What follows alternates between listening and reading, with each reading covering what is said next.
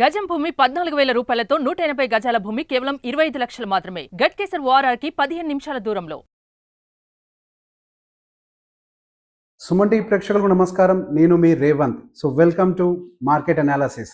So ఈ రోజు Nifty దాదాపుగా 11 పాయింట్స్ హయ్యర్ సైడ్ క్లోజ్ అయింది. ఒక మార్జినల్ హయ్యర్ క్లోజింగ్ అనే చెప్పాలి. 24,823 దగ్గర క్లోజింగ్. బట్ ఒక మంచి విషయం ఏంటంటే 24,800 అయితే హోల్డ్ చేయడం అయితే గమనిస్తున్నాం.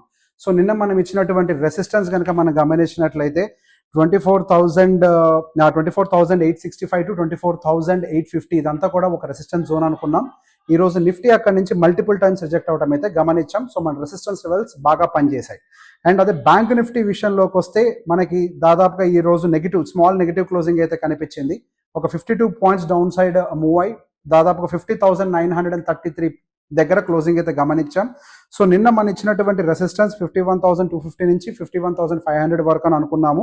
కానీ అంతవరకు కూడా వెళ్ళలేదు. ఇన్ బిట్వీనే ఎక్కువగా కన్సాలిడేట్ అవ్వడం అయితే గమనించాం. సో ఈ రోజు మనకు ఒక రకంగా వీక్లీ క్లోజింగ్ అని చెప్పాలి. సో ఈ రోజు మన వీక్లీ క్లోజింగ్ కూడా గమనించినట్లయితే ఈ వీక్ మొత్తంలో నిఫ్టీ మనకి 1% హయ్యర్ సైడ్ మూవ్ అయి క్లోజ్ అయింది.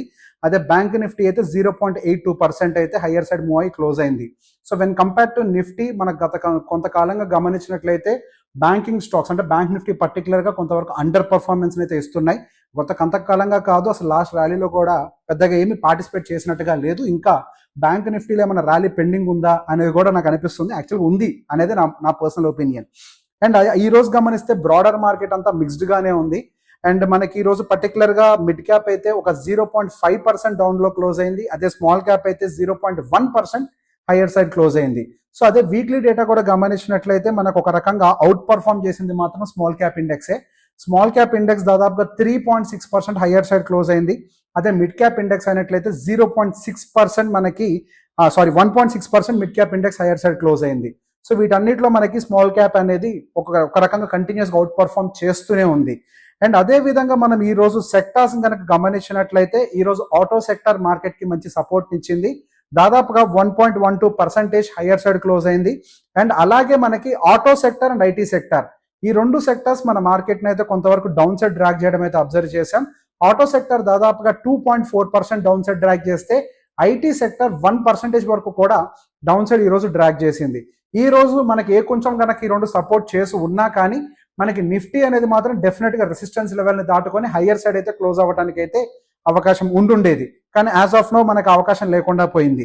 అండ్ అదే విధంగా వీక్లీలో చూసినట్లయితే మనకి సెక్టార్స్ వైజ్ గా ఎఫ్ఎంసీజీ అండ్ ఫార్మా ఈ రెండు కూడా బాగా పర్ఫామ్ చేశాయి. మనకు కొంతకాలంగా చెప్పుకుంటున్నాం డిఫెన్సివ్ సెక్టర్స్ బాగా పర్ఫామ్ చేస్తాయి. అంటే ఎఫ్ఎంసీజీ, ఫార్మా, ఐటీ ఇవి కొంతవరకు బాగా పర్ఫామ్ చేస్తాయని అనుకున్నాము. అండ్ వీక్లీ పరంగా ఐటీ కూడా బాగానే ఉంది. అండ్ మనకి టాప్ క్లోజింగ్ మాత్రం ఎఫ్ఎంసీజీ అండ్ ఫార్మా అయితే ఇచ్చినట్లుగా మనకి క్లియర్ గా కనిపిస్తుంది. సో నిఫ్టీకి సంబంధించి బ్యాంక్ నిఫ్టీకి సంబంధించి రెసిస్టెన్స్ అండ్ సపోర్ట్ లెవెల్స్ ఇవాళ తీసుకోవడంలో నాకు పెద్దగా ఇంపార్టెన్స్ అనిపించట్లేదు. దానికి గల కారణం ఏంటి అని అంటే ఇవాళ నైట్ జరగబోతున్నటువంటి మనకి జాక్సన్ హోల్ సమిట్ అంటే సెంట్రల్ బ్యాంక్ ప్రపంచవ్యాప్తంగా ఉన్నటువంటి సెంట్రల్ బ్యాంక్స్ ఒక మీటింగ్ ని కండక్ట్ చేస్తుంటాయి ఎవ్రీ ఇయర్. ఆ మీటింగ్ లో ఈ రోజు ఫెడ్ చైర్మన్ యొక్క ప్రసంగం ఉంది. అంటే మీటింగ్ లో ఆయన ఒక స్పీచ్ ఉంది. పర్టికులర్గా ఎకానమీకి సంబంధించి వడ్డీ రేట్లకు సంబంధించి ఆయన కొన్ని కామెంట్స్ ఈరోజు చేస్తారు. సో సహజంగా ఇటువంటి మీటింగ్ జరిగిన తర్వాత మార్కెట్స్ లో ఒక పెద్ద gap up or gap downs ఉండడానికి ఎక్కువ పాసిబిలిటీ ఉంటుంది. హిస్టారికల్ గా కొన్ని సంవత్సరాలు అలా జరిగింది. సో ఈసారి కూడా అలానే ఉంటుందా అని అంటే ఉండకపోవచ్చు. కాకపోతే మనకి సహజంగా ఈవెంట్ బేస్డ్ ఉన్నప్పుడు ఈ సపోర్ట్ అండ్ రెసిస్టెన్స్ అయితే పెద్దగా ఏమి పనిచేయవు. కాబట్టి మనం మండే రోజు మళ్ళీ సపోర్ట్ అండ్ రెసిస్టెన్స్ గురించి మార్కెట్ ఓపెన్ అండ్ క్లోజ్ ని అబ్జర్వ్ చేసిన తర్వాత మళ్ళీ నెక్స్ట్ డే నుంచి ఫాలో అవుదాం. సో ఈ రోజు మనకి దీన్ని పక్కకు పెడితే పర్టికులర్ గా మార్కెట్ లో మనకి ఈ రోజు ఒక 2-3 ఇంపార్టెంట్ న్యూస్లు అయితే కనిపిస్తున్నాయి. సో ఇందాక నేను చెప్పినట్టుగా జాక్సన్ హోల్ మీటింగ్ సమిట్ అయితే జరగబోతుంది. దాన్ని కీన్ గా అబ్జర్వ్ చేయండి. దాంట్లో ఫెడ్ చైర్మన్ యొక్క కామెంట్ ఎలా ఉండబోతుంది అన్న దాన్ని బట్టి నెక్స్ట్ మార్కెట్ డైరెక్షన్ కూడా డిపెండ్ అవుతుంది. అండ్ దాని తర్వాత ఒక పెద్ద న్యూస్ మార్కెట్ లో ఫ్లోట్ అవుతుంది ఏంటి, అనిల్ అంబానీ గారికి సంబంధించిన SEBI related issue. So SEBI Anil Ambani గారిని 5 సంవత్సరాల పాటు సెక్యూరిటీస్ అండ్ మార్కెట్స్ నుంచి బ్యాన్ చేస్తూ ఒక అనౌన్స్మెంట్ అయితే ఇచ్చింది.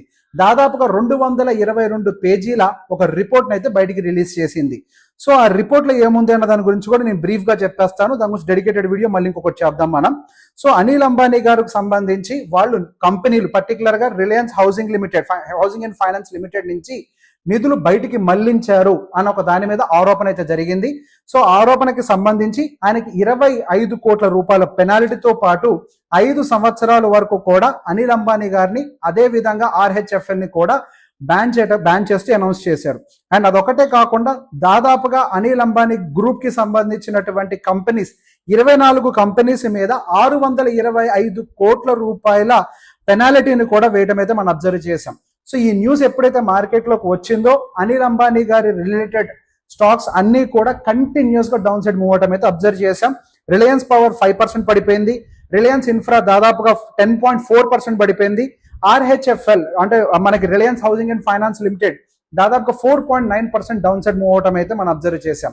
సో దీనికి సంబంధించిన ఇంకొక కంప్లీట్ వీడియో ఏం జరిగింది అన్న దాని గురించి ఎక్స్ప్లెయిన్ చేస్తూ ఇంకొకటి చేస్తాను.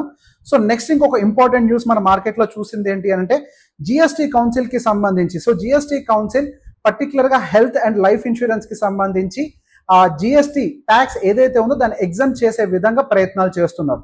సో మనం గత కొంతకాలంగా చూసినట్లయితే మార్కెట్ లో కూడా అంటే ప్రజల నుంచి కూడా విపరీతంగా క్రిటిసిజం అనేది ఎదుర్కొంటున్నారు. హెల్త్ ఇన్సూరెన్స్ కి లైఫ్ ఇన్సూరెన్స్ మీద కూడా 18% జిఎస్టీ వేయటం ఏంటి అన్న దాని మీద. సో దాని మీద ఒక రకంగా council for the fitment committee, so basic గా ఈ రిపోర్ట్ ప్రెసెంట్ వీళ్ళ చేతుల్లో ఉంది. వీళ్ళు దీన్ని జిఎస్టీ నుంచి ఎగ్జామ్ చేయాలా అన్న దాని మీద కొంతవరకు అయితే వర్కౌట్ చేస్తున్నారు.